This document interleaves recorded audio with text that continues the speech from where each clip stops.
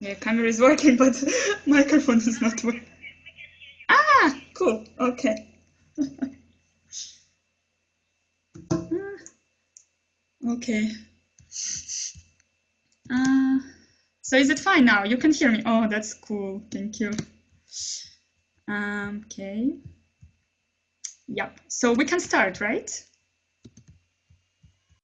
Great. Let me check.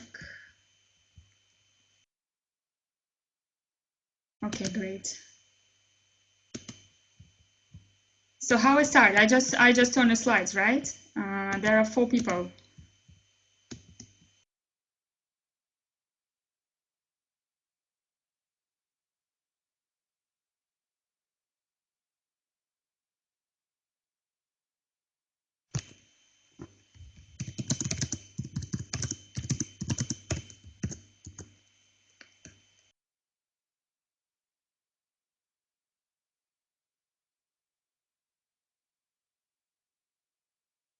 Okay.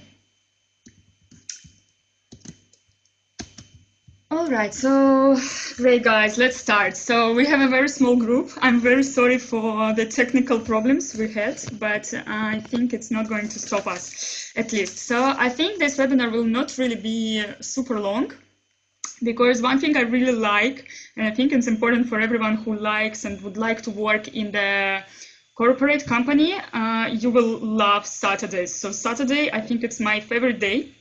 And I always feel for people who dedicate their time on Saturdays for webinars. And one thing I really don't like, and I'm really always worried, is the boring seminars or webinars or anything. So what I really try to do is make it fun as much as possible, and at the same time useful, of course.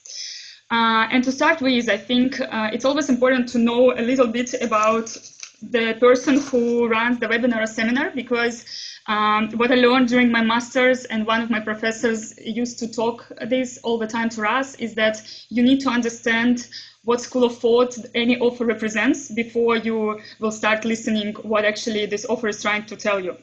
And I think it's really important because all of us are in any way affected by our own experience. That is why I think it's important to understand how I landed on the things I'm trying to say, how I'm landed on my beliefs, and the things I find important, and the things I want to share with others. So I graduated from St. Petersburg State University. It seems like it was already a really long time ago. I don't have regrets that I did my bachelor's degree in my home country. I think it was an amazing experience. And then I decided I want to go for international experience. It was something which is really important for me, and it is something which is still important for me. And I really see my life by living in different countries and working in different countries and really getting this exposure which I can get. So while I was applying for MSPME, which is Masters in Strategic Project Management, I spent 1 year just working, and I worked in 2 different, let's say, areas. Both of them are connected in some way to human resources. So the human resources back then wasn't something which I discovered, let me say, like my destiny. So it was more like just an intuition. I thought I would like to try, and I started with employer branding. I used to run different events and different case competitions for students and for graduates. That's how I first had some experience with the corporate sector, because all our clients was the big companies in Russia, and most of them were international companies. And then I just felt like this is something I like, and I might want to try some different parts of HR before I move for my master's. And that's how I also tried and worked for not a very long time, maybe a bit less than 6 months in recruitment agency. And I think it really gave me very interesting experience when it comes to human resource. And of course, because I knew that after I'm back from my master's, I will apply for the job in different companies. Of course, it also gave me a little bit of perspective from the inside of how the process looks like. What are the things I should consider? How should I write my CV? What is important for companies in terms of candidates? So it was great. And then, of course, the big learning in my life, and still the big part of my heart, belongs to my master's program, And I'm still really, really grateful to Erasmus Mundus for this amazing opportunity I had. And I think those days on Erasmus program and all those days in 3 different countries, in 3 different cities, really shaped a lot of who I am today. And without this experience, even though I could jump directly to my career, even in the same company, in the same sphere of HR back then, after my experience in other companies, I think I would not be that sure about what I want to do, and I won't be that dedicated and successful, let's say, in what I'm doing without my Erasmus Mundus experience. So I'm really happy for everyone who is doing this now or who's graduated from Erasmus, because I think it shapes a lot of your personality, not only in professional way, but in personal way to start with. And after I was back from my master's, I started to work in Unilever, where I'm still working for this company. And I'm not going to talk today about this particular company or anything, how we do it in Unilever as HR, because I don't think this is something important. But obviously, a lot of learnings I have to share are coming from my experience as HR in Unilever. And only one thing which I will tell about Unilever, that I find myself a happy person, because I am today really satisfied with my job, with the company I work for, and I still see myself developing in the right direction. And I think this is something important. This feeling, it really makes a difference when it comes to building your career and when it comes to finding the place where you will really see yourself growing in professional and personal way. And with Unilever, where I started actually as graduate trainee. So today I will talk a bit about different options for graduates, and one of those options will be graduate programs with the big corporate companies. And I started in Moscow, so I moved back to my home country, but I changed the city because originally I'm from St. Petersburg. So I spent some years in Moscow, and then I moved this year in February to London. And now I'm working for the same company, but I'm working in a global team and continue working in HR now in the role of global talent manager. So that's a bit about me. And of course, for this webinar, I have the particular purpose in mind, because I'm quite sure, and I've looked into other webinars, and I remember all the webinars I had on similar topics. So there is plenty of information available today. We are all living in the world which is completely transparent and open, and technology is a huge thing. And to be honest, Google knows all the answers, and just as one person, I can't really compete with the amount of information Google can provide you. But what I can do, I think, and it's really important, is to make you think about some things and ask to yourself some questions which you're not really dedicating enough time and energy today. Because from my experience as HR and also from my experience as a fresh graduate, I think that a lot of time and energy is spent on the process of looking for a job. So we're quite dedicated when it comes to writing CV, looking for jobs, preparing for interview, preparing for different tests, assessment centers. So of course, it's quite a complicated process. But what I see is that many people, and I think it's the big mistake, they're spending all their time on this process and all these technicalities, which are how many lines should I have in my CV, like how I prepare for interview. Of course, it is important, but I really believe that it is not the first step, because the process will come and you will definitely come through this process with the help again of Google, of experts, of everything which is available today to help you, because preparation for entrance into the big companies, it's almost a huge industry today. So amount of information is incredible, and all of this is quite useful. But I think it starts much earlier, and the problem behind making it into the corporate world and the problem behind actually being successful after you did it, it all starts with you, and it all starts with the questions, what exactly I want to have in terms of my career. So what are the companies I really think will be suitable for me? What is this stream of work I find really interesting? Because what I see today, people are quite lost sometimes when it comes to the choice between different companies and between different departments. Because some of them, when it comes to corporate world, might look quite the same. And if you didn't have the previous experience, it's really hard sometimes to make the choice and understand what is actually will be the suitable option for me, and how actually to make the choice, because there are so many companies. In terms of corporate world, a lot of things look the same, a lot of companies look the same, but after you are inside the company, you actually realize that it's not the same thing. And one place can suit you, but another place might really make you miserable. And then the very important question, which I find people really failing today, also in the interviews, is the why. The why behind why you're actually preparing all those CVs, why you're actually applying for this particular job. So what I find, and it comes from my experience with running different interviews and assessment centers, that people are quite prepared in terms of having a CV, knowing what to answer on the interview, but many people look really scared and really, really lost when it comes to the why they chosen this company, why they believe it's a good place for them, why they want to, let's say, start career in marketing or human resource or supply chain. And I think it all starts with the attitude. So once you really start at least asking those questions to yourself, everything else will come. So everything else will come. You will have this experience of applying to different places. You will learn from your experience, and I can absolutely not see any problems for you to do this. So it all will come, but it starts with what and why. And that's where I actually, I will still ask you the question, even though we have only 4 people, like why you think, why corporate world is so attractive for people today?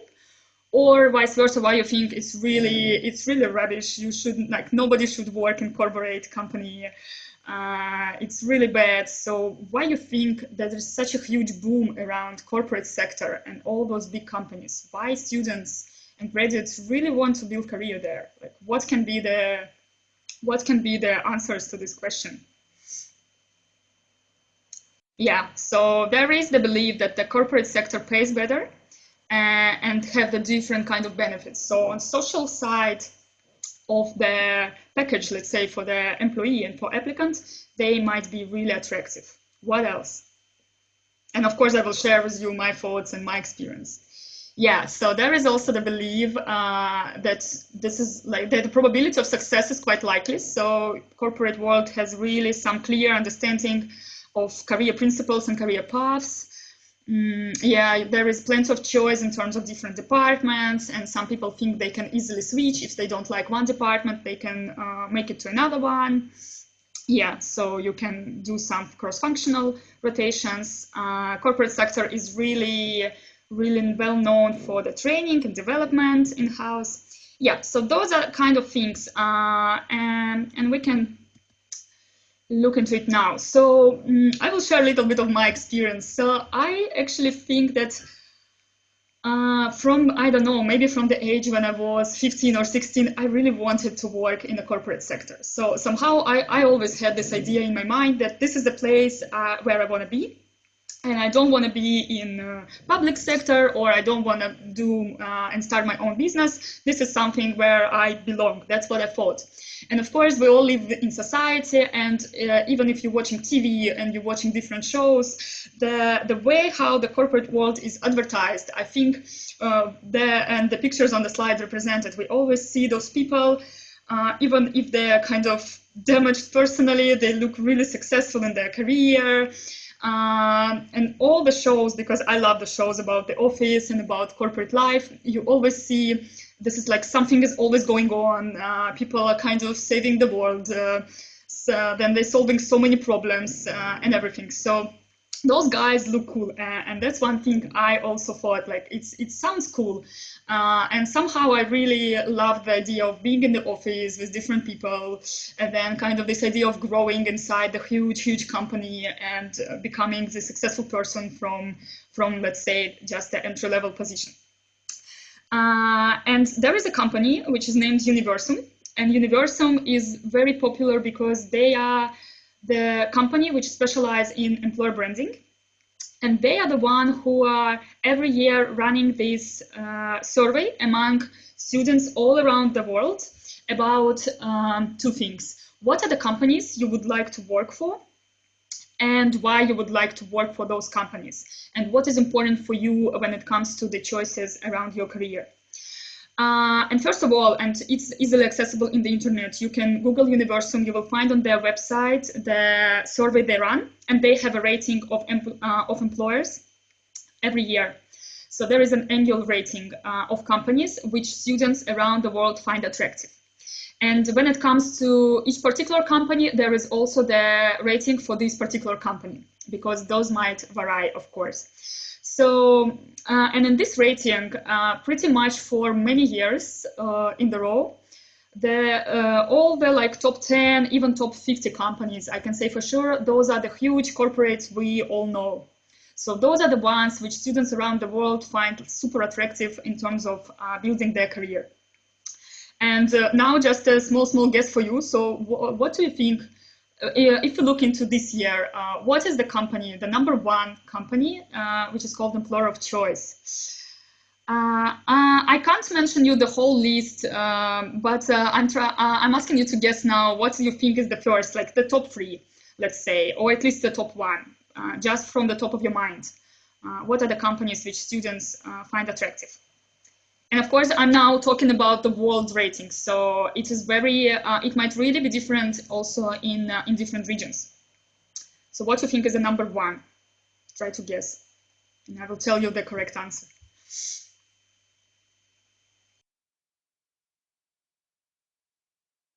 Very close, yeah, very close. So the industry is close. This is the company you all know. You all know those companies which are in like top 10.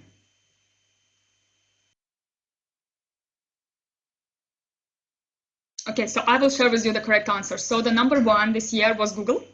The number two was Apple. The number three was Ernst & Young. So, and just in terms of trends, because I've seen those ratings in different countries. So the trend is that I think the most attractive industry which we can see growing in the minds of students is, of course, the technology companies. So Microsoft, Google, Apple, Facebook, those are the companies which we see being attractive from the students in different countries.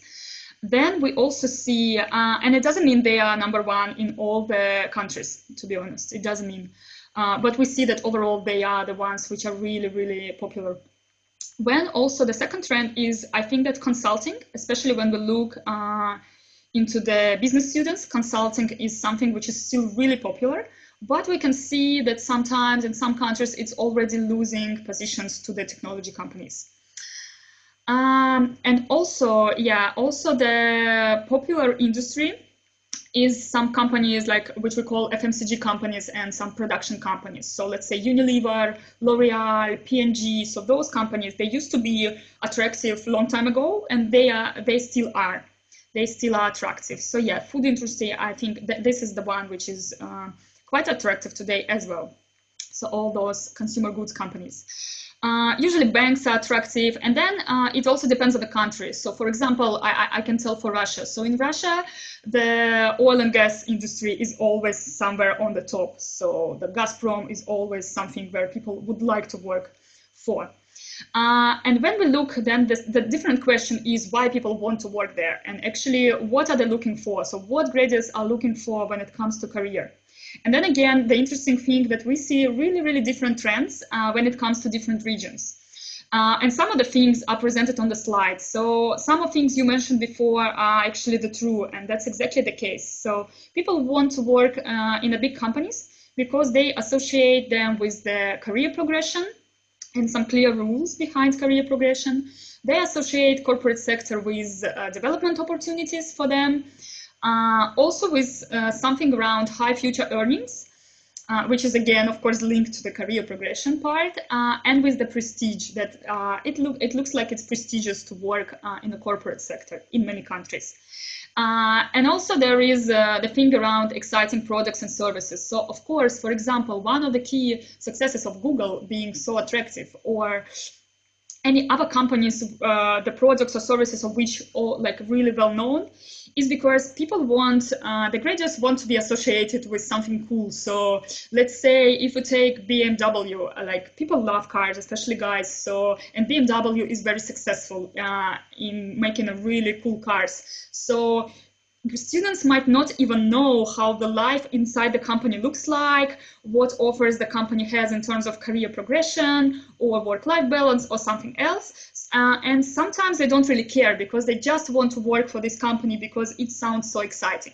So for example, Google, and that's the really interesting thing about Google, which I personally find, that Google might not really be so open in terms of job postings and like really open positions in many countries, but still people want to work for this company.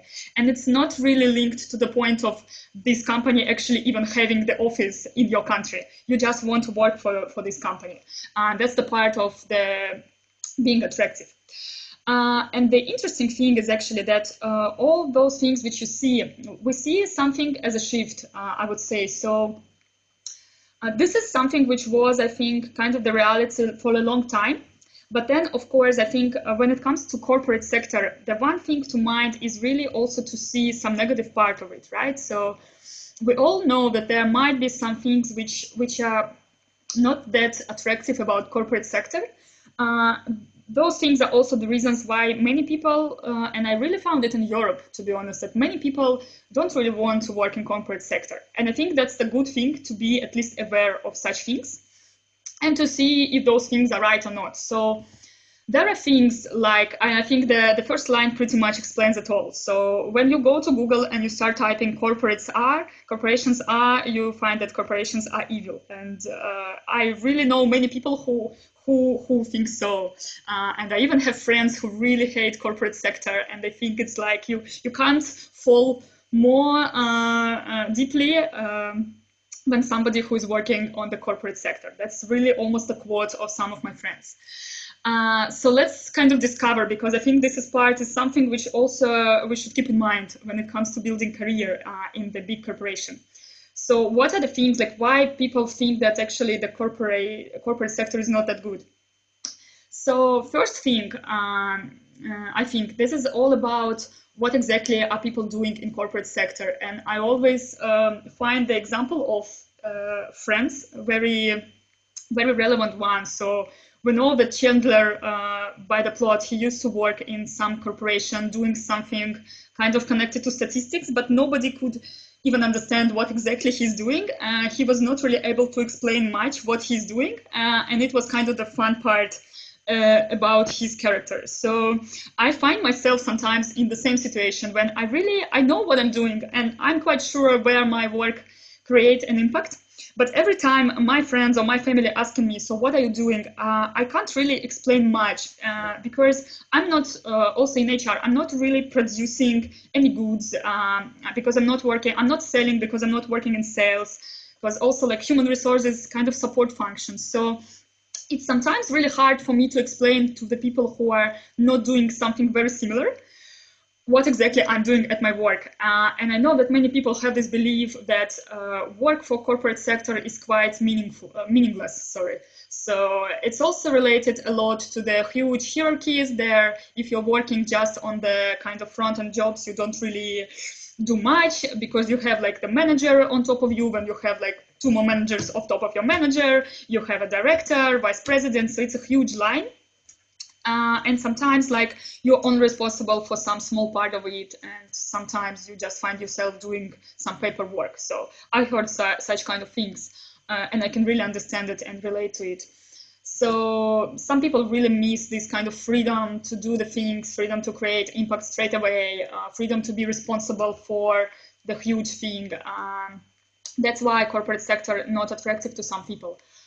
Then, of course, there is a huge talks about life and work balance in the corporate sector. And I would say this is something which is actually growing. So if you remember still the list we discussed previously on what things people really looking in their work. So this list, let's say, this list is really changing today, and we can see that slowly and kind of much faster in some regions, some developed countries, we can see that actually those demands from the graduates and students, they are really changing. So for example, we really see that the demand for work and life balance and the demand for meaningful work and the demand for very friendly atmosphere, it's really growing. And in some countries, this is one of the top priorities today already. And this is where some corporates, some companies are really starting to lose their attractiveness today, because those kind of things people don't find inside. So, and this is the things people start to look at even when they are in the application phase of the process. So I would say that we should not judge all the corporations as kind of one big community. So the things are really different among different companies. But I think those are definitely the things to keep in mind, because I know that for some of my friends, like work and life balance is really important, and the balance for them, because I think balance is something you define for yourself. So balance is, let's be clear, it's not 50-50. It's not that you're working 50% of your time and you're leaving 50% of your time. You define your balance. So for me, my balance, I'm working much more when I'm doing something else. I have many friends from work. I do some things related to my work, even sometimes during the weekend, like the webinars or something else, because it gives me joy. And this is the right balance today for me. For some people, they really need to spend 80% of their time with family, so they can't really afford some working hours like crazy ones, or they can't afford being in the office then when they need it. So for them, it's really straightforward to make this choice, and they don't see it in the corporate world. And some people, and I think this is the thing associated with the big companies, some people are, let's say, they really can't stand a lot of stress, and stress is something which is highly associated with some companies and with the corporate sector in general. So this is also something to keep in mind, because I think it's one thing to join corporate sector and it's one thing to work on the entry level, but you can say that in many companies, not in all of them, it's very important to also to prioritize your work sometimes, and it's very important to manage the level of stress or manage the level of uncertainty. So for some people, this is not the sweet spot, and I think this is something to consider when you're applying for the corporate sector. I don't know, I hope some of you knows what Glassdoor is. Do you know what is Glassdoor? That's the company. So Glassdoor is a company. Yeah. So I find Glassdoor really a fun read. So actually, to everyone, I recommend from time to time, and especially when you're applying for a new job, to look for the Glassdoor, because for me, Glassdoor it is something which represents today with the level of transparency we have around the things we do and around even the jobs, and this idea of really knowing more about the inside when you are still outside. I find this idea really attractive and quite dangerous, to be honest, as well. But Glassdoor really gives me a lot of joy, because I'm always trying. Sometimes I read it just to I don't know, just when I'm bored a bit, or when I want to know something about some companies, about my own company, and I'm always trying to sit down before I start reading, because some things you find on Glassdoor, you feel really terrified. And I think this is something like to everyone who is looking for a job and who is trying just to kind of make their own mind around what are the companies like they find attractive. I highly recommend to read Glassdoor. Of course, I don't recommend you to believe religiously into the things which people write there, because first of all, everyone can write any kind of review about any company on Glassdoor. So let's say I might be really pissed off, or I might just hate some company, or I can even left some comment, like some nasty comment about the competitors. So, and it will be there. So don't trust it blindly, but I think it gives the kind of good overviews of the things people are actually able to write. And I think it's good because people have a platform to really share their positive and negative experience. And I think it's a great thing because, of course, when it comes to attractiveness, companies are really fighting for the great employees. So that's a massive industry of its own. So employer branding is something companies really spend time on. And then you have a thing as a Glassdoor, which of course can just share something that companies do not put into their promotion posts or into their job postings, obviously. And I think it's just good to kind of know both and just trust your intuition around the thing. So we've spoken a bit about the things people kind of find attractive, the things people need to keep in mind. And why I'm trying to focus your attention on those kind of things, because I believe that it's important to understand the rules of the game. So this is a tough game when it comes to applying for a job and when it comes to actually succeeding on the job inside the corporate sector. So we all know that the world today in general, the world is changing really fast. The world is very uncertain. We see like many problems connected to politics, connected to economy, all around the world. And of course, we as people and companies, we all operate in this uncertain environment. And of course, the things changing, and it's a good and a bad news. So things are changing also for corporate world.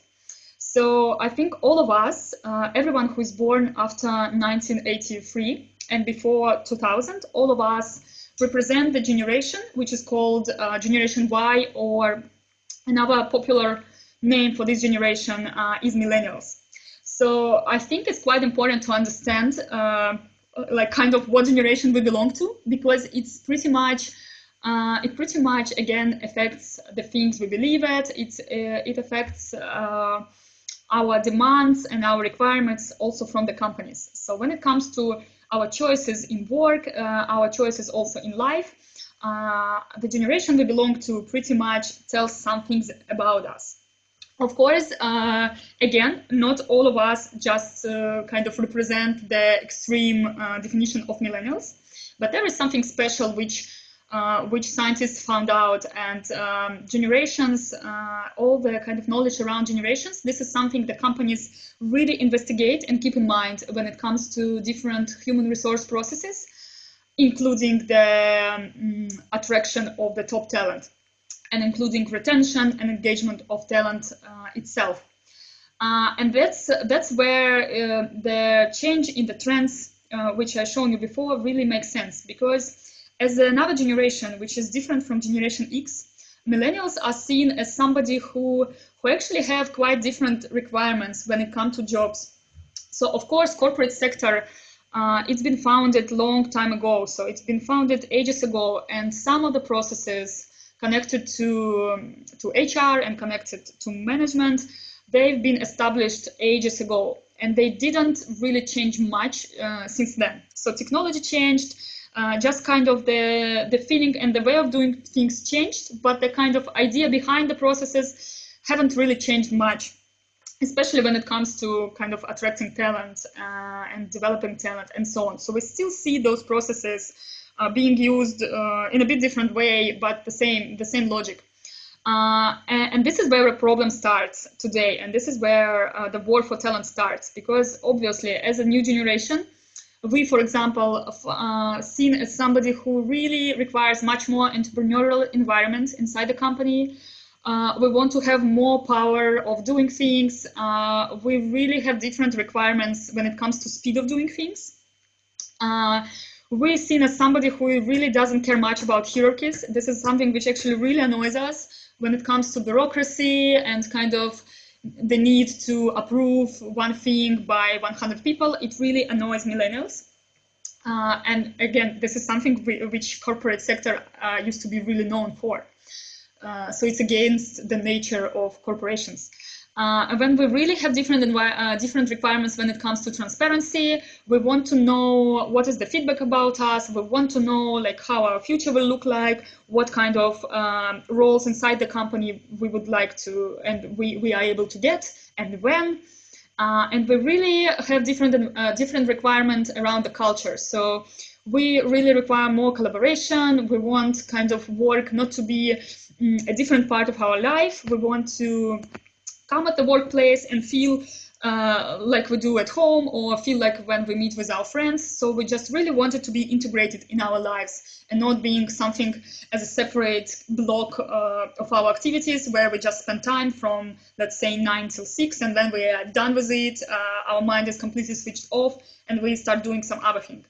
So this is the demand from millennials. And of course, as all the companies are interested in the top talent, there is a huge war. So even more than before, there is a huge war for talent. And I think that's the good news, because I mean, all of us are talented, and I have no doubt about it. So the companies are really interested in us. And then, but from our side, because we are so sure around the things we would like to see in our workplace, and the voice of employee and of applicants is much louder than it used to be ages ago. We are not ready to just sacrifice some of our beliefs. And the things we keep in mind, we really want to see when we are working for a company. So I think that's the bit of a paradox, because the choice of companies is huge. The industry of preparing for the job is really developed. You can find everything. You can prepare yourself to be successful during the application period. You have plenty of companies to choose from. You can also apply in the different countries. Into different cities. So this kind of makes it all much easier in terms of your selection and in terms of your choice.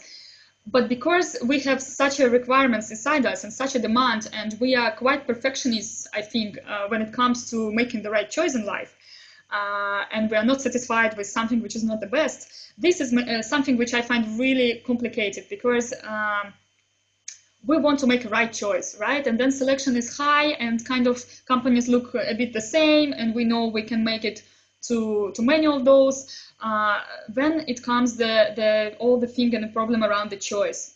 And I found myself several times in this problem, because I've been applying for different graduate programs at the same period of time, and in terms of the preparation and kind of my understanding why I want to work in corporate sector, why I want to work in HR, I knew it all. So I had my answers, and I also was really prepared. So I spent a lot of time on thinking how should I manage my answers during the interviews. I've been quite prepared because I just been applying to many different places. I had my CV, so everything was ready, and the process itself was not difficult for me. But then there was a moment of time when I had on my hands, I had several offers, almost the same, so which looked almost the same. It was similar department, similar kind of setting of the program, even similar kind of pay range. So the things looked quite the same. And this is where you actually find yourself in the situation when you understand that you need to make a choice.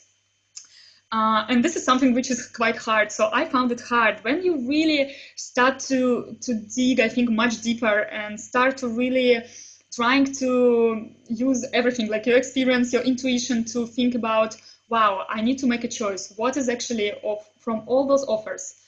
What is the company I really would like to work for? Because you know that usually you will come to the company and you will spend at least like maybe a year or a few years in this company. And of course you want it to be the right choice.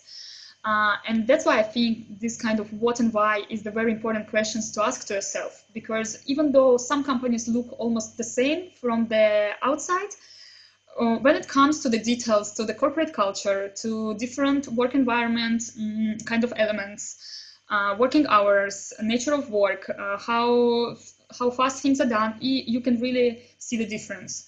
So that's the thing to keep in mind, I think, and this is the tough one. So I think you can only prepare for it yourself. And I think this is something which is like, I think this slide is something which is like kind of one of the most applicable in terms of the process. So there are 3 different options, I think, which people should keep in mind when it comes to starting the career in corporate sector. And all of those options, I think, have different benefits, and also they have their own limitations. So it, of course, depends pretty much on your previous experience, because what I noticed during my master program, that it's not like, it was quite different from my experience in my home country during my bachelor's, when almost everyone had the same high school background, and then everyone was the same age, and yeah, I think people just wanted to do different things after they graduate from university. But during the masters, you can really see that some people came to the masters or to the PhD program after they had some work experience. Some people never had any work experience in their life, and some people had some kind of experience, not really sufficient to be seen as a mid-career recruit for their next job, but they had some experience, like me, for example. I had just 1 year of experience, which is not much when it comes to applying for kind of not entry-level roles. But I had some, so I didn't want to do, for example, internship again because I had experience. So those options, I think you just need to keep in mind, and you can just pick up the right one for you. I think it's just good to know what the options are, as always, to start with. So internship, something which I find really great.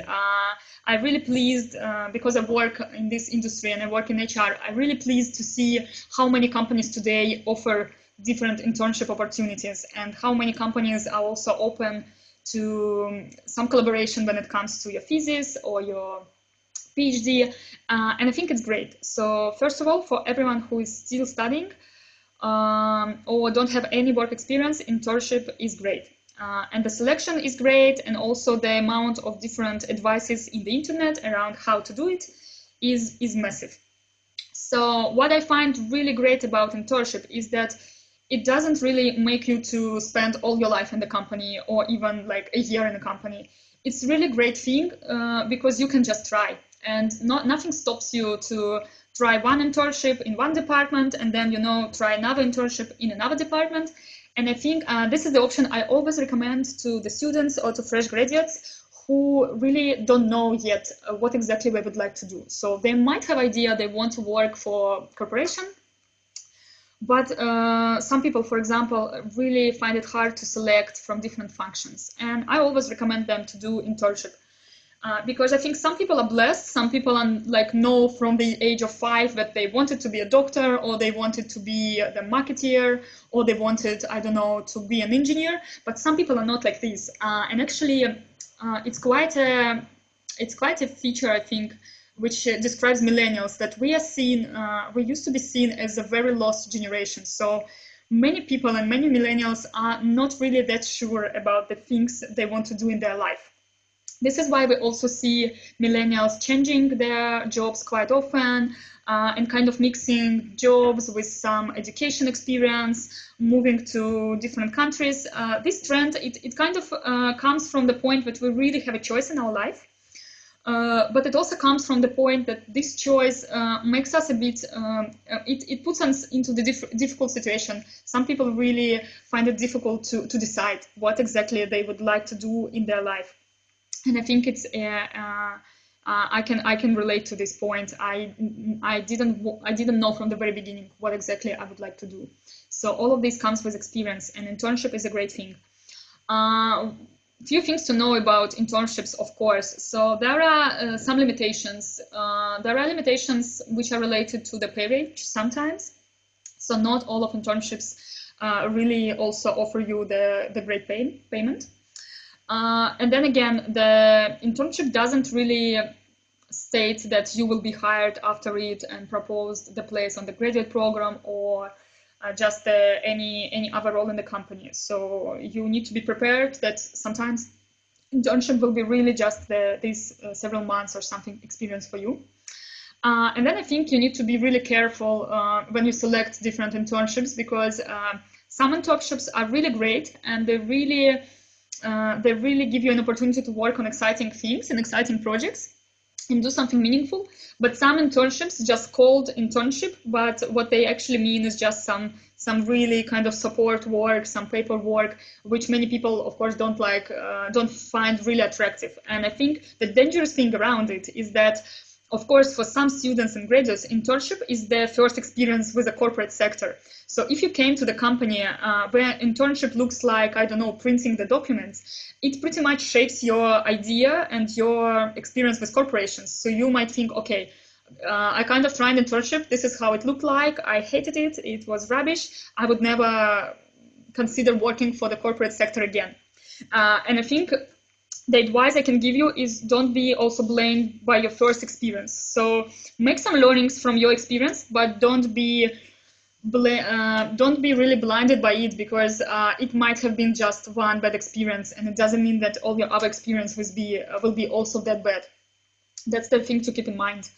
And then I think the good thing about internships is that actually in many cases they can really give you the opportunity to prepare better for other options, which is graduate program or open job posting. So when it comes to graduate program, and I think, I mean, of course, I'm affected by my experience because I did graduate program. And after my master's, I was actually specifically applying only for graduate programs because based on my experience, I found this option the best for me because I wanted a few things. I knew that I want to continue working in HR. And I knew that I want something which will give me exposure to other different functions as well, to some extent, and which will give me the opportunity to try different roles and projects in HR as well, and which will give me the opportunity to really focus on my own development inside the company, and which, if I'm doing well, I can get the really good role considerably fast. So this was important for me. And usually, of course, also graduate programs, to be honest, well, not all of them, but in many companies, they are also quite well paid. In some companies, in some countries, you can also get the accommodation if you are from another city or another country. That's what I had, for example. I had accommodation in Moscow, which company was paying for during my program. And also one good thing about graduate programs that, again, it's different from company to company, but many of those also have an opportunity of you being sent to some other country or other location or something like this. So, for example, I moved to London when I was still doing my graduate program, which of course was in my company, for example, it was not the very common case. So it doesn't mean everyone will move to another country to get this kind of cross-cultural experience. But in many companies, it's also highly likely based on your success. So I found graduate programs really a great option. One thing to keep in mind is that, of course, it's not the option for everyone. So I think if you had the really sufficient work experience before coming to a master program or the PhD, you might not want to do the graduate program. You might actually be much better when it comes to open job posting. As well, I find open job posting much better for the people who have really some scarce skills or some really kind of narrow-oriented professions. Like, for example, even for engineers, I find that somehow, from my experience, open job postings always work better for engineers or for any technical backgrounds. But like for just kind of general business background, graduate programs are really good. Also for engineers who want to work kind of in corporate sector in, let's say, supply chain or finance, it's also something great. And open job posting is, on the contrary, much better for those who really know what is the function or even what is particular part of the function or the nature of role they would like to do. Because with open job posting, you can be sure that you will be considered for the role, and then you will do this role for maybe like at least 1 or 2 years or something inside the company. While on graduate programs, for example, some of my roles and projects I've been doing only for several months, and then I was moving to another roles and another project. So it's also something which doesn't make everyone feel comfortable. So I also seen in our company some people who felt really uncomfortable with this, because people are different. For some people, it takes much more time to adjust and adapt to the new role. Some people really need more time to contribute to the role. For some people, it's just very stressful. And some people are also not ready to move to different locations or like move that often to different teams and line managers. So I think that's something to keep in mind, because to be honest, my experience with graduate program was really positive. I loved it. I have many friends who've been really not satisfied with their program for different reasons, to be honest.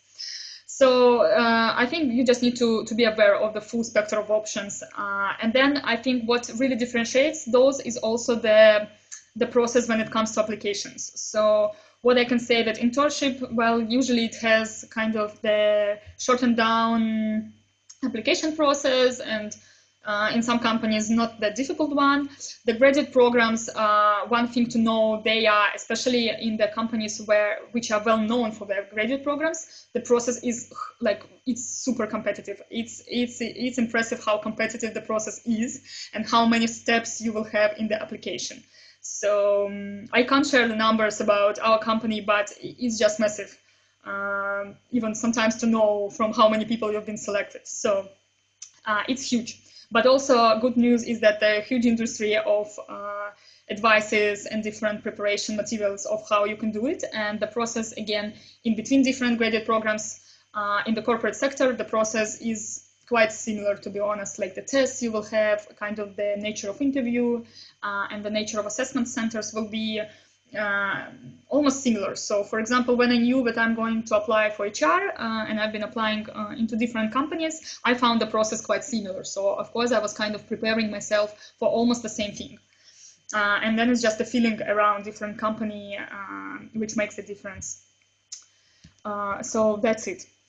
And then, of course, I think that after you decided where you would like to work, it's of course important to just prepare yourself and look for the information. And to be honest, I can't give more specific advice, also because I believe, and from what I've seen, the process and kind of different do's and don'ts are quite different depending on the country you are in and the country you're from, the country where you're applying to, also the option you're applying to, and also the area of studies you did. So this all will matter in the process.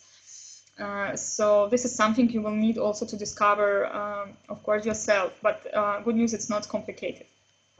So then the next thing I would like to do is that I would like to share some learnings I had.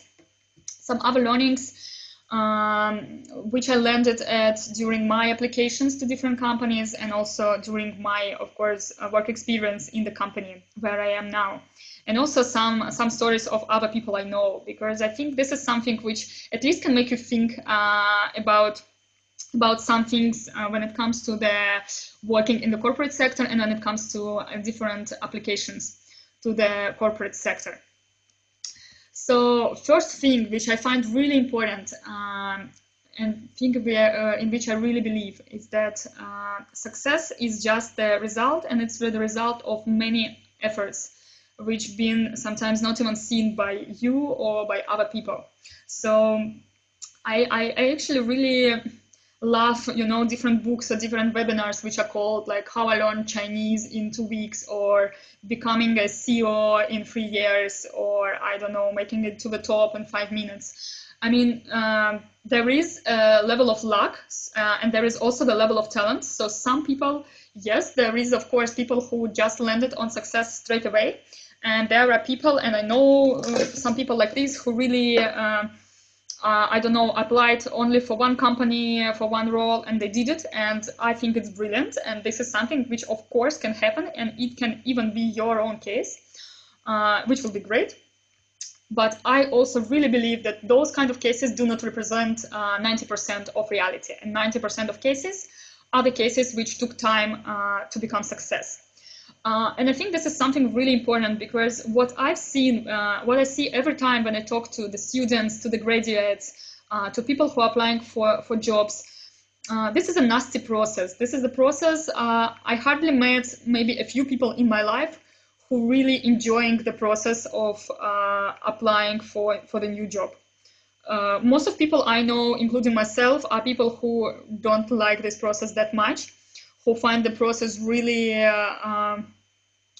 really freaking out, to be honest, in many ways, and really kind of energy consuming. So I think it's tough emotionally in the first place to look for the job, no matter if you have a current job or not. It's really hard.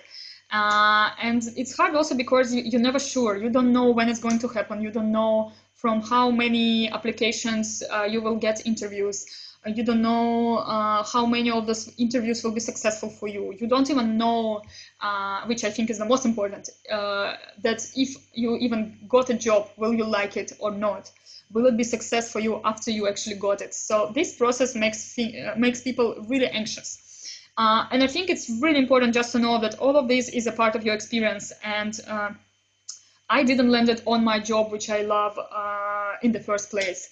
I had many different interviews which were not successful, and then I also had some successful interviews after I already got an offer from my company. So the process was really different for me also in different years, because I was also applying to some places before going for my master's. So it was like the experience was really different for me.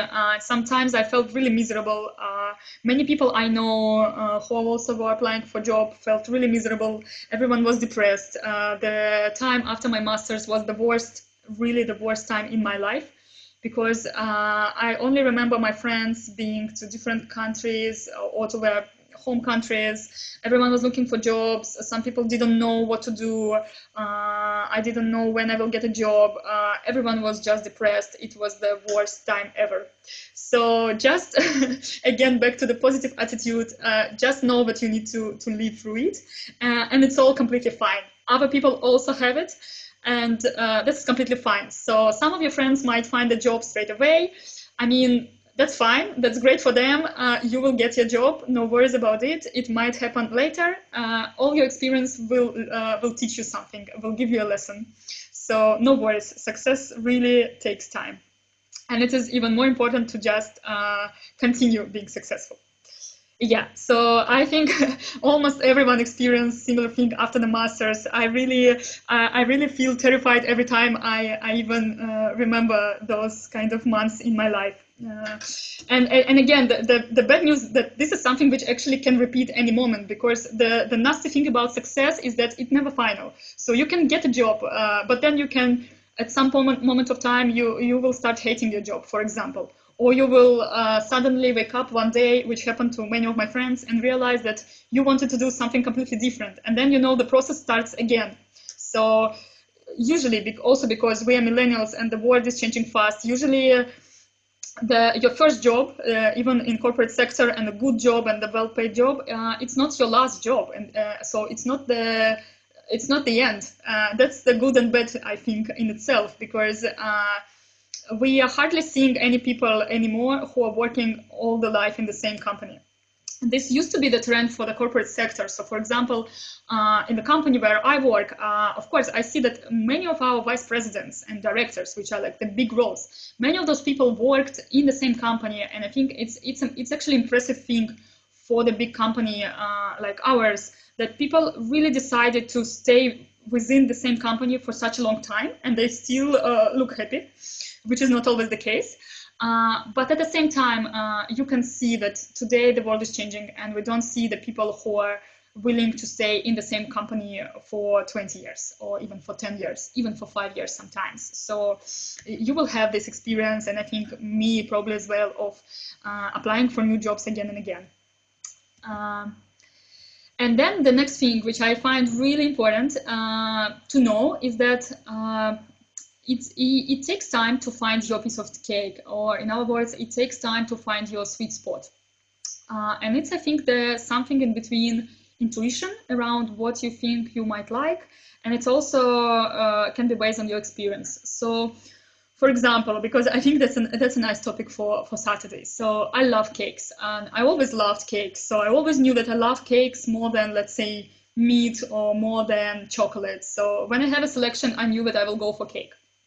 And then I really love carrot cake. So I know that this is the cake I like, and this is the cake I would love. I don't mind having carrot cake every day. This is what I was doing in my final semester in Sweden, when I was like hugely depressed about the end of my master's. So I know this is the cake which I like, and that I enjoy every time I'm eating it.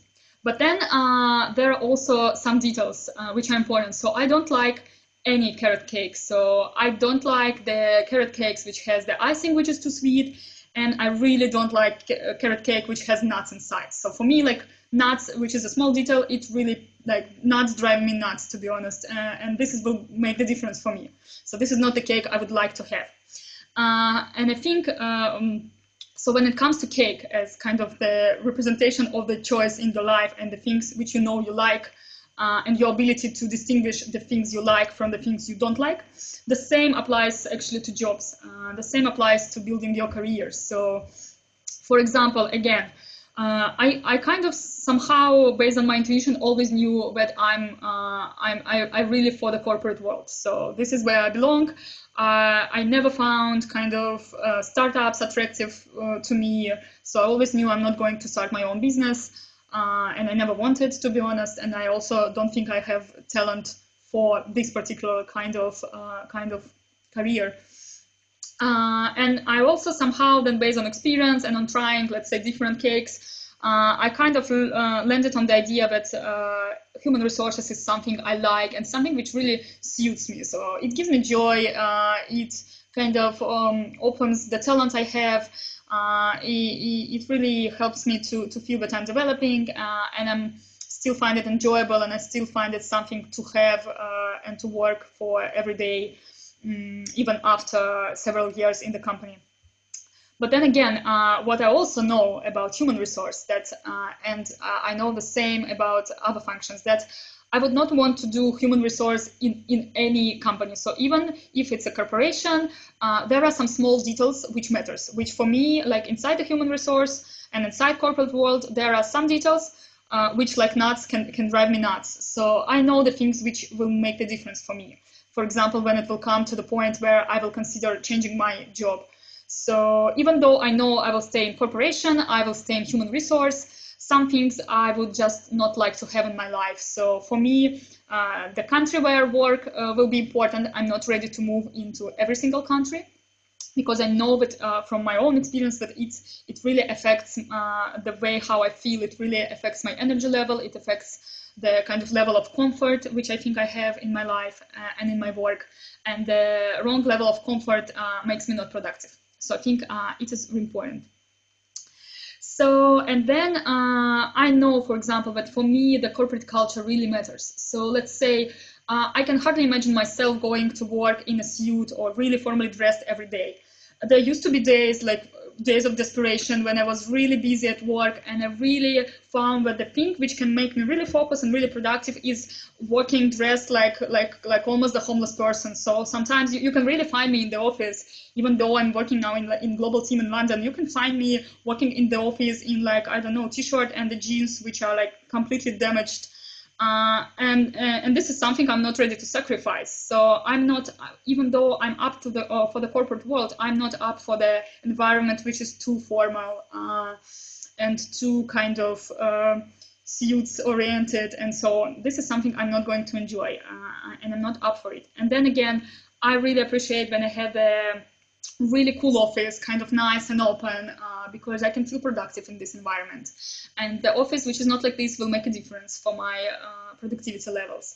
So these are the things. And of course, the things I'm mentioning, this is something which comes with experience. So some of it, some small part of it will come from just kind of intuition around it, around the things you might like or not, but most of it will come from experience. And what I also find very important, that, for example, among my family members, I think I'm the only person who really likes carrot cakes. So all the rest of my family will be disgusted even by one thought about having the carrot cake.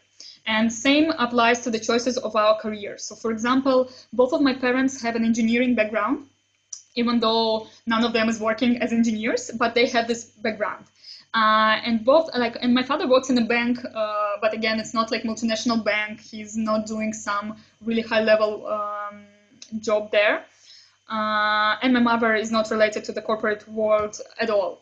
So do my brothers. So of course, I mean, when I was making my choices around my education, because I did management, and then I was making my choices around where I want to live or work, and then I was making my choices around career I would like to have. Obviously, I was not always supported by my family, just because they believe and they like different kind of cake. So I think it's very important to know that this is something you really need to define for yourself, because in the end you will be the person who is eating it every day. So for you, this will be just really crucial to define what exactly you would like to do. So I really recommend you, and I know that sometimes kind of family pressure is really high, and then the society pressure is really high. That's why, for example, we see that in Russia, oil industry is so popular. We don't know the percentage of people who actually have can become successful in this industry, or even have enough potential for this particular kind of work. But we just know that because people find it really cool, and it kind of been always associated with Russia, and it kind of look prestigious. That's why many people somehow just have this thought in their minds that they want to work for Gazprom, let's say, which is not a bad in itself, because I think it's a great company. But then, I mean, it's not the same feeling for everyone. So some people really naturally want to work there, and they know why, and they're really prepared for this kind of work, and they have the right experience. But some people are just driven by kind of social norm around it. And I think this is from where 90% of your disappointment in life and in work will come from. Being driven not by your own aspirations and career wishes, but by other people. And then again, yeah, there sometimes it's kind of cultural. So let's say, and I don't want to be offensive, but there is really the trend that in India, for example, so many people just start to build career in engineering, which I find quite smart, because I know that, like, from my experience, technical background is a good thing to have in this life. But then again, you know, if your brain and your heart works more like on the art side, will you be successful as an engineer? That's, I think, is the key question. So I might be successful in applying for the, let's say, role in finance, or even, I don't know, supply chain. I might have been. I mean, the process was almost the same in terms of application. I can't say that I'm bad with numbers. So I could, with the right preparation, I could do it. But I just have this feeling and actually clear thought in my mind that I would not be the same successful in those functions, even inside the same company. And this makes the difference, trust me. And then I think the very important thing, again, because what we discussed before, the process can be really nasty, and also your time inside the company also can be not really positive from the very beginning. The key thing, and I know it sounds really cheesy, because that's the thing that everyone tells everyone, that, you know, you need to believe in yourself, you need to be really self-confident. But the problem is that it sounds cheesy, but it's actually true, because I've seen many people giving up. I've seen many people giving up on their dreams. I've seen many people who've been applying for jobs, and, you know, first experience is always really painful. So I think I still remember my first refusal. I still remember the first time when I didn't get an offer. I was crying like for 2 days. It was back, I think it was back like in 2011 or something, but I still remember this experience because it hurts. And many people will have it, and you will have it. So you might be not lucky to get the job from the first time. And this is where you need to continue to believe in yourself. So if you know for sure that you found your piece of cake, and if you know for sure why you want to work in corporate sector or any other sector, to be honest, and why you want to work in this particular role, as far as you believe in yourself, you will do it, because also you will be very convincing in this why part, because what I've also I really see many people who don't get enough scores in the interviews when it comes to motivation part. And this is where you need to believe in yourself to really make it through. And of course, I mean, it also comes with time. So I also find myself not really believing in success from the very beginning, and also not believing in success every single time. But what I really noticed when it comes also to applications, and when it comes to surviving inside the company, that it really makes a difference. So every time when at least you believe in yourself, you also look quite convincing for other people. And that's really important. And then I think, of course, what I also seen, that some people are really blessed to have extra support of their family, support of their friends, or somebody else. So I highly recommend you, if you are applying for a job, or if you're kind of looking for your place in this life and looking for your dream career journey, you don't need to do this journey all alone. So actually, I always had this a little bit of a problem, because I know that I'm actually quite an introvert. So when it comes to some really important decisions in my life, I kind of find the comfort of doing things all by my own. I really don't involve people into the process, so that sometimes it's really terrible. So sometimes that's a real examples from my life.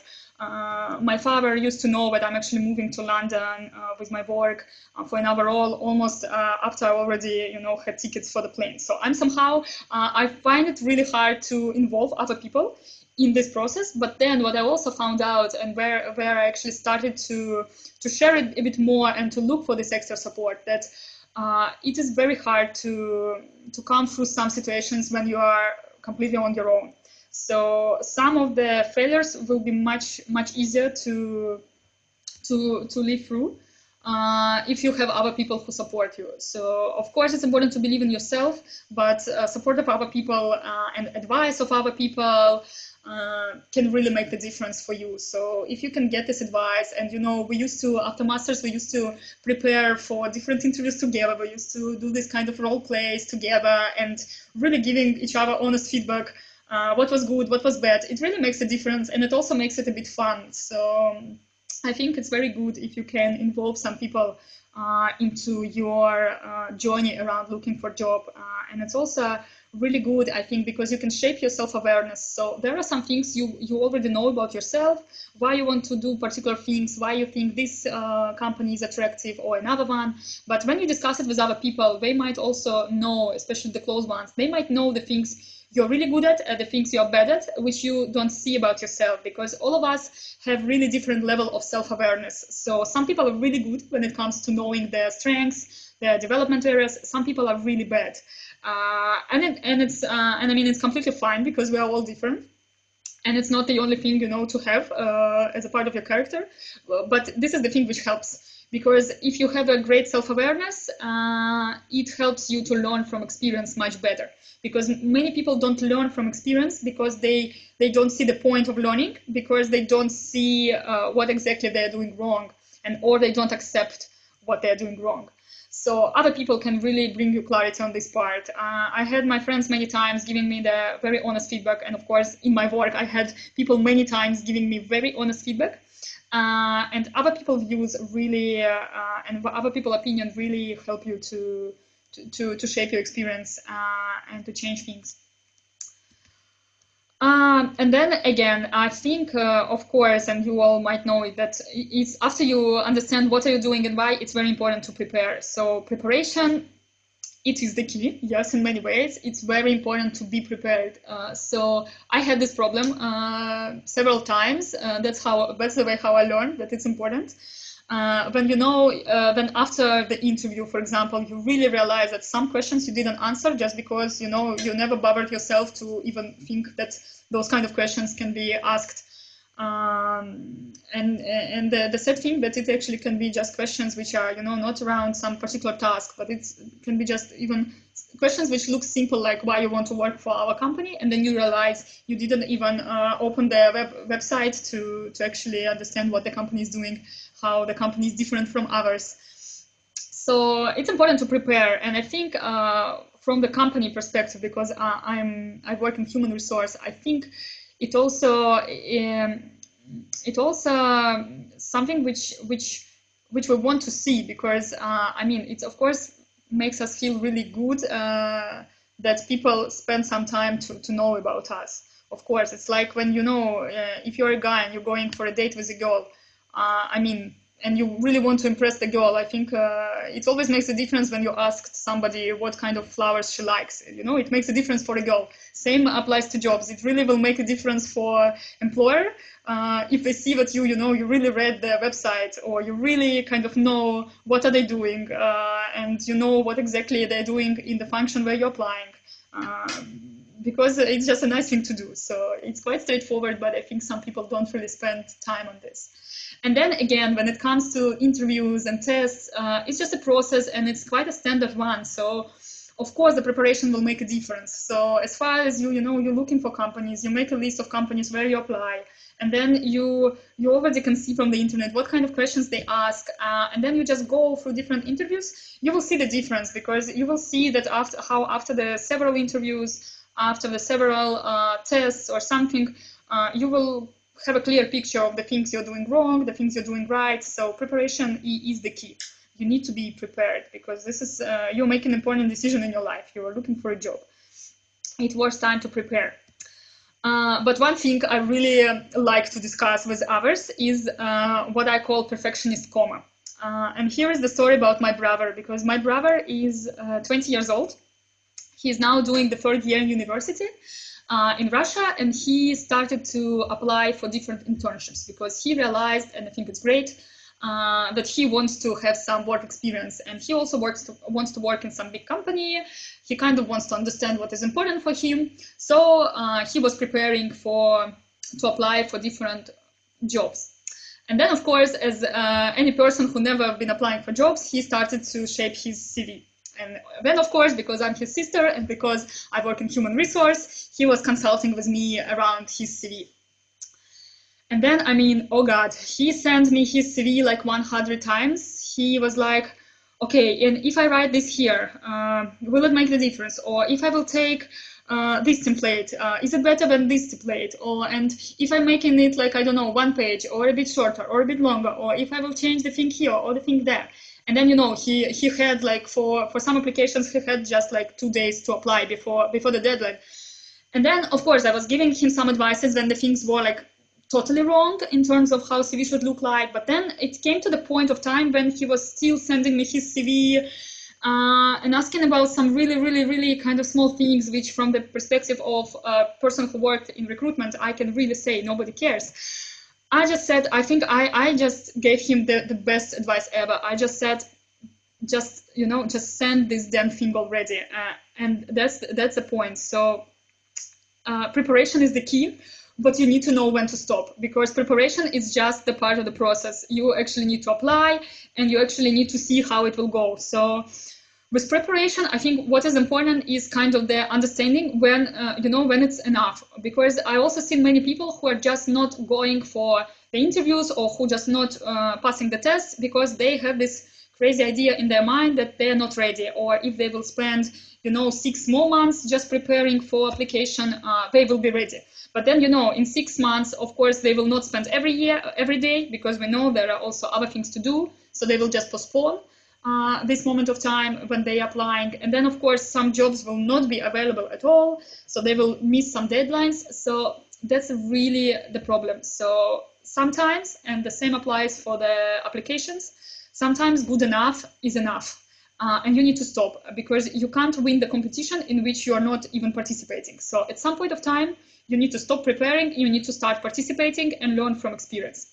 This is also something I learned, because, for example, I did not apply for my master's degree a long time before, because I always had this crazy idea in my mind that I don't know English good enough. Or something like this. And then obviously when I was taking like 6 more months or 7 more months, I was never really learning English every day. So to be honest, it was just this a bit of perfectionist coma, which I used to have, which I still have sometimes, but I think it's really important to recover from it and just start doing things and stop preparing at some point of time. So keep it in mind. Yeah, so the preparing for job interviews, it can just, you can be carried away, but this preparation stage, it's a tricky thing, I know.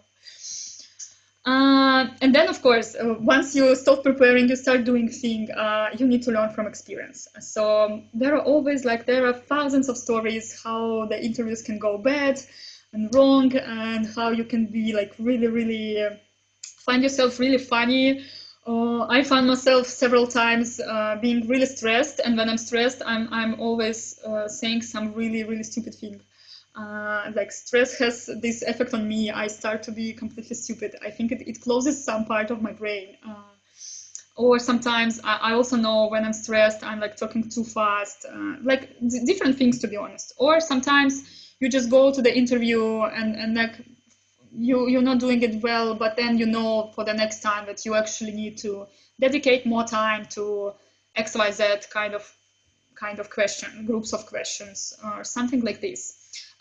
Sometimes those are actually also things which might not be directly linked to the particular questions or particular, I don't know, CV structure or something. For example, because I was back to St. Petersburg and I was applying for many different jobs in Moscow. So I was going for different assessment centers, which are the part of graduate program selection. I was going to Moscow like every time for those assessment centers. And because St. Petersburg is very close to Moscow, so it takes like, I don't know, I could really catch a night train, for example, and then be there like at 5, I don't know, at 6 or something a.m. in the morning, and then go like make it to some interview assessment center, which is at 9. So I did it several times. So several times I've been coming in the evening and then just spending the night in my friend's place and going for the interview in the morning. And several times I decided like, whatever, I don't want to to spend the night in Moscow, I will just go in the morning. And you know, then I had, I think, two assessment centers in which I was like sitting after coming to Moscow at 6 a.m. and I was just, whatever is going around me, I don't really care, because the only thing I really want is just to sleep. I don't give a shit about if I'm gonna make it or not today. I just want to sleep. And you know, coming in the morning and 6 a.m. to Moscow was the worst idea. And obviously, both of those times, I actually didn't make it to get the job, and I didn't really care in the end because I really wanted to sleep. So that was a part of learning, and that was the part of the experience. So for me, the good sleep, for example, before the interview really makes a difference. Also, like not learning some things till the last moment really makes a difference, because when I'm over-prepared, I start forgetting things as well. So things like this. And I think sometimes what you will also learn with experience is that actually feeling prepared and feeling ready sometimes is enough. You don't need to, sometimes you might think you're not really prepared enough, but you're just feeling confident, and this confidence makes a difference. And it will come with experience. You might also actually notice that you will stop applying for some roles because you will just feel that you're not suitable candidate for those kind of roles. That's what I also did. I've been applying for different level of jobs. I've been applying for different companies, and then I filtered in my mind. So I found some industries not really attractive for me. I found some roles not really matching with my experience. So that's a great experience and a great learning. And then this is the thing I really like, and I love having this discussion about fake it till you make it thing, because to be honest, fake it till you make it, it's the advice I follow. I follow sometimes because sometimes it is required. Sometimes it's just required to fake it till you make it in different parts of your life. But I really want you to think about when you're applying for different roles or you're applying to different company everywhere, also in dates. Yeah, to be honest, many I really compare work. I really compare jobs and kind of this work relationship a lot with personal relationship, and some people really hate me about it, but I think that that's the most honest comparison one can get, because in the end of the day, your relationship with your job, it's really relationship, and it's the same, you know, and the problems are very similar and the good things are very similar. So I always have these comparisons around selecting the job is like selecting your wife or something, because it's important. For me, it's the same level of importance, to be honest. Also because I just love my work, and the job is very, very important part of my life. So I think that's good. If you think about what you will do for the date and what you will do for the interview or something, it's actually good things to compare. You can use some learnings, to be honest, from your personal life. So fake it till you make it. What is it about? And I think that here I actually can share the story of my friend, because he's a very funny guy. So he is the guy who used to work in consulting after the university, and then in one of the really well-known companies in consulting. So he always, like, just by his character, he was always well-known, and it was no doubt for any of us who are his friends that he's very analytical. He's also quite quiet, so he's much more like introvert and working more like alone on some analytic tasks. He was really financial geek always. He kind of had this really good technical mindset. So what he did, it was really funny. So after he worked in consulting and he was kind of a bit bored with the nature of his particular role, he did a social experiment with himself. And I think it's really funny. So I found it hilarious, to be honest. What he did is he started to apply for different graduate programs because he was moving to Moscow and he was looking for a new job in Moscow. And he decided, well, you know, I kind of want to do something a bit different. And then he landed on the idea that he wants to do marketing. And if you used to work with some people who are doing marketing, you can really say that the great marketeers, even though like marketing really requires analytic skills, and that's the mistake many people have, because they think that marketing is all about being creative, and it's not.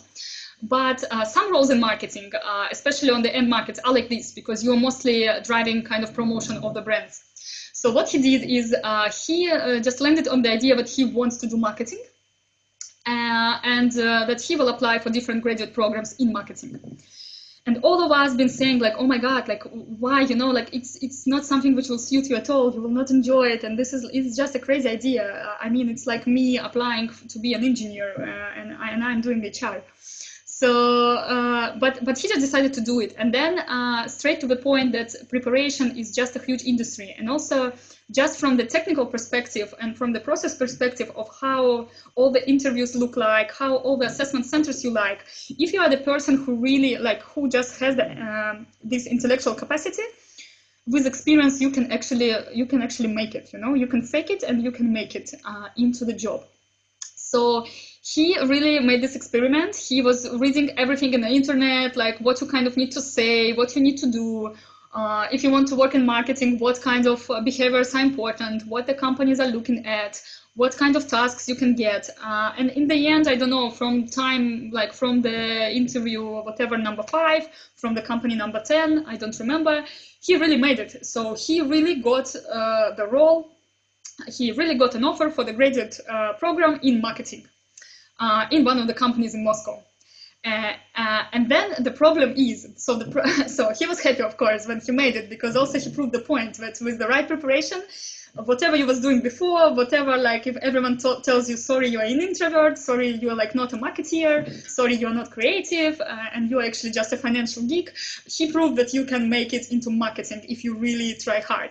So he faked it, of course, and then he did it. But then the problem is, that it was only the beginning, right? So the problem is that being hired is only the part of this journey. So being hired is where the best and worst is yet to come. And this is again where I actually compare always your selection of job and your career journey to the marriage, because I'm in the age when many people, including some of my family members, trying to convince me that I need to get married. And I also see many friends of mine who convinced themselves already that they need to get married. So it's currently the kind of the target which they have, and for which we're kind of trying to prepare themselves. Same which they were doing with the looking for jobs some years ago. So that's the new target they have, the new goal in life. And then the problem is, because there is nothing bad, of course, in being married, and the same is nothing bad to find a great job. The problem is that getting married is only the beginning, right? It's not the end of the journey. It's actually only the beginning of the journey which you will have together when you spend your life together. And then the disappointment might come, or many great things might come. So it will be the experience, right? And it's a part of it. So the marriage is only the beginning. Same with jobs. The moment you will get hired will be only the beginning. So I can say again about myself. After I got hired, of course, I was super happy. I was really jumping. I was like really, really high in the clouds. But then I really, during those 2 years, even more already in the company, I really experienced the worst. I experienced the best, and I still believe that the worst and the best might yet to come during my years in the company and during my years building my career. So even though it was a huge success for me during the application process and I felt like a star, I felt super confident, when I just started to work, first 6 months were just a disaster. It was really, really hard moment of time for me, because it was really different from the experience during the master program. It take a lot of time to adjust to the company culture. I didn't always have the great understanding with my first line manager. I was really bad, and also like I was not really performing, so I was not a star from the very beginning inside the company, and that's the thing to remember. So coming back to my friend who faked it and make it to the company, very fast he realized that marketing is not the thing he would like to do, and he started to question himself, like why, like, you know, oh my God, like why I actually did it, why I decided that I want to work in marketing. So very fast he came to the point that he don't like marketing. Very fast inside the company he actually moved to other function, which at least gave him the opportunity to do things he really good at. So to do more kind of analytical and geeky stuff. And then, of course, at some point, inevitably, he just left his job, because he just realized that, you know, he faked it, but then again, you can't fake it every day. it's also clear inside the company that even though you can answer like, yes, I like these things, I like this, I like that, this is how I prefer to work, your natural preferences will come out of you anyway during your time in the job. So this is something to be aware of. You can't fake it every day of your life, and I think you don't need to, because you need to find a place where you will, where the best parts of you will really come through, and where you will feel yourself. That's the part, I think, of success in your job. As in any other relationship you have in your life, you need to be honest, you need to know what is good about you, what is bad about you, and you need to understand what will be the sweet spot for you, so you don't make those kind of relationships really suffering for you and also for your employer. So after he left the job, he came back to what he's really good at. He is now working in the investment banking, which is really different from marketing, and really different from marketing in corporate world. And he's super successful, so because he's just doing the thing he's supposed to do, and the thing which brings the greatest talent he have, and he's really happy with the environment, with the corporate culture. It really suits him, and that's the great thing, because he just didn't go for the fake it scenario anymore. And I think that's important. And I think the last thing I just really want to tell you, and it comes back a bit to everything which I previously mentioned, and it comes back to the perfectionist coma. So the process of applying to the big companies takes time. So last time, for example, my brother been applying just for an internship. It was just internship which was supposed to be like, I don't know, for less than 6 months. So believe it or not, and of course it depends on the company, I will not mention what company he was applying to, but he spent in the process, like from the day when he sent his CV till the day when he made it to the final interview. And he, by the way, didn't get the job in the end. But the overall experience and the overall process took him 4 months. So, and I really pushed him to apply for internship this year for a reason. Because I know, because of course I work in a big company and I did this journey myself. I know that it can take sometimes months. So it can take really many days, the whole process. And even after such a huge process, you might not make it. So this is something where the greatest learning is coming from. So really, there is no time to wait. If you need a new job, if you're just thinking even to change your current job or something, you need to start. You need to start today almost. Probably you needed to start yesterday, but yesterday is gone. So the opportunity is today, and you need to start it. If it's something which is really important for you, it's something you know you need to do. The time to start is now. There is no time to waste. There is no time to wait for something. You need to start preparing. You need to try to apply to different places in the same time. Because if you will not start today, obviously you will just have regrets in a while. So I didn't start to investigate what are the different companies, what are the different functions, roles when I was a student. I really haven't done it, and that's why after my first degree I was super lost in terms of what I want to do, in terms of what are actually the offers in the market. I was really lost, and of course, I mean, I still find my story quite successful because in the end I found at least the thing I really want to do, and I don't have any regrets about going for masters. I don't have any regrets about having a gap year.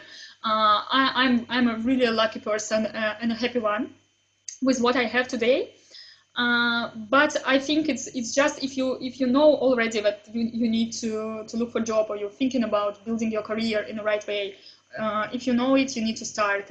And there are plenty of opportunities in terms of how you can prepare yourself for the process. And just don't waste your time, because even though I was successful around all my journey around building my career and all my journey around going into the corporate sector, I was also not that successful also in terms of managing and using my time in some other spheres in life. So for example, I really kind of had this idea, and I still have it, to be honest, that I want to learn Spanish. But probably this idea is not loud enough in my mind, because what happened to me in the end is I never really dedicated much time to it, or I was not really consistent with this wish I have around learning Spanish. So here I am, knowing maybe five words in Spanish still, Though first time I landed on the idea of knowing Spanish already, like, I don't know, 6 years ago. And in 6 years, I still didn't, yeah. So Boeda is something I can understand, but that's it. And obviously, I mean, probably like the explanation and kind of self-defense I have is that learning Spanish was not as important, you know, as dedicating time to my job. And it's still not that important, or it was less important than something else. I don't know. So it was less important maybe than watching all the seasons of Game of Thrones at some point of time, and I was missing my classes. And then I started the first level 1, I think 3 times already in my life. And I'm still thinking, and this is ridiculous to start the 4th time, because I kind of still have an idea that I want to learn Spanish. But then, of course, I mean, I'm just will be in the end responsible for not using my time wisely and not really following this dream.